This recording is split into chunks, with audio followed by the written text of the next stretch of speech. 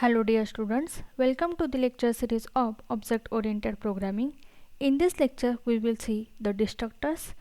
At the end of this lecture, you will be able to use destructors.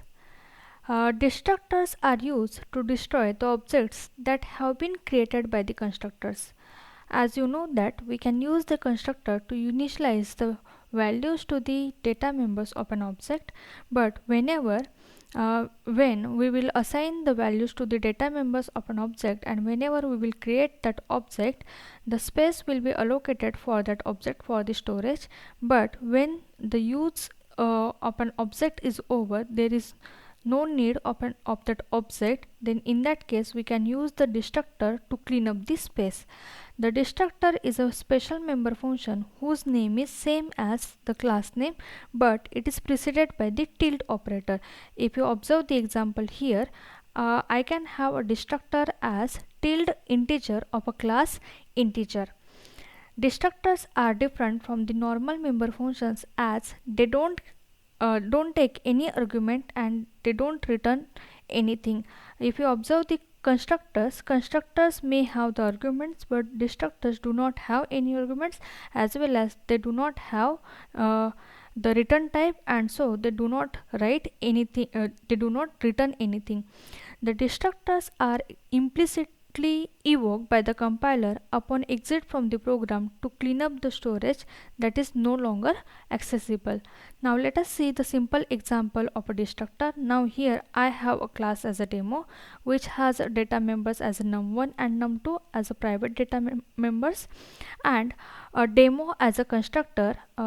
Here it is a parameterized constructor, and the value of n1 is assigned to num1 and value of n2 is assigned to num2.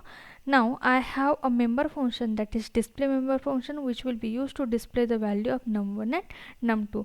Now if you observe the main function here, that is integer main function, I have passed the arguments to the object 1, that is 10 and comma 20, which is of class demo. Now whenever that object obj1 is created, the parameterized constructor will be evoked automatically, and then the values 10 and 20 will be assigned to num1 and num2, and that will be printed. So after assigning the values, after initializing the values as 10 and 20 to num1 and num2, the display function is called to display those values.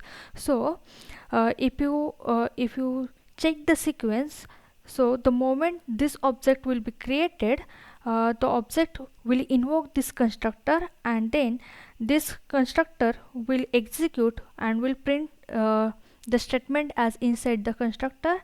Then after that, whatever the values we have passed here as an argument, that values will be assigned to num1 and num2 as 10 and 20 respectively, and after that I have called the function as a display function.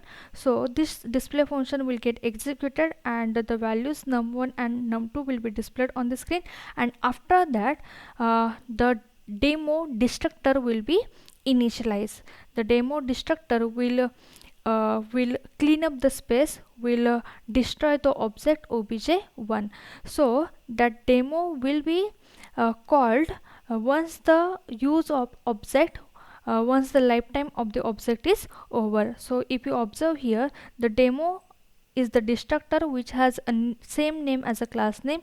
Only the difference here is we have a tilde operator to differentiate this destructor from the constructor, because default constructor can be initialized, the default constructor can be declared and defined in the same way. So this tilde operator will differentiate the constructor from the destructor, and at the last that destructor will be executed in this example, and then inside the destructor statement will be displayed on the screen. Now let us see whether we are getting the output the way I have explained it. Yes, see, whenever that object will be created, that constructor will be evoked and will print inside the constructor the num1 as 10, num2 as 20, and then values will be displayed on the screen, and after that the destructor will be called. So this is destructor I hope you have understood the destructor and the use of destructor. So thank you. Happy learning.